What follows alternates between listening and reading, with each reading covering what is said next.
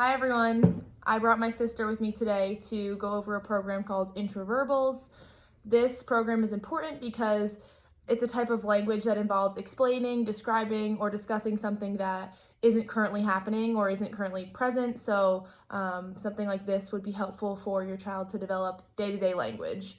An example of this might be, you bounce a, and they fill in the blank with ball. You bounce a ball.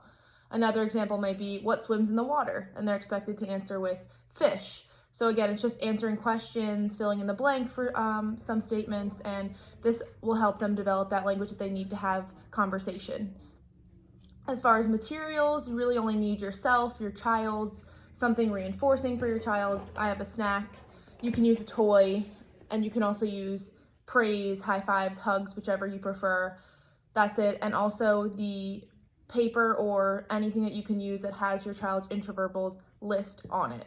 So you're going to want to check in with your teacher to see what intraverbals your child is working on or has mastered, and you can start from there. So yourself, your child, the paper with the questions, and something to reinforce them.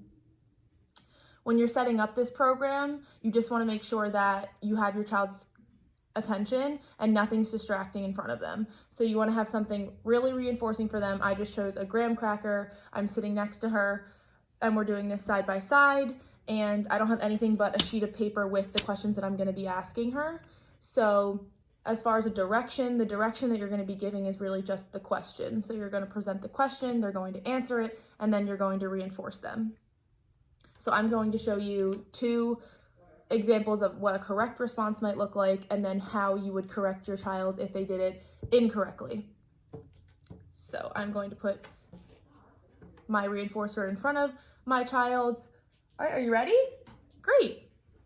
And I'm going to present the direction or ask the question. You sleep in a bed. Great job, you do sleep in a bed. She answered it correctly. I gave her the reinforcer. She knows she did it right. Here's another example. What do you wear on your head? A hat. You do wear a hat on your head. Great job. So that's another correct example. They answered with hat. That was the answer. You'll have the answers to all your questions on your sheet, or you should ask your child's teacher for those so that you're prepared. And here is an example of how they might respond incorrectly and what you might do to correct them. You write with a paper. You write with a pencil. You write with a pencil. Great job. You do write with a pencil. So as you can see, she answered it incorrectly. She said paper. I simply represented the question and I answered it for her so she knew what was expected of her, and I presented it again so she could fill in the blank.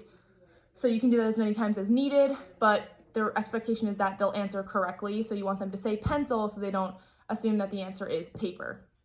Have fun.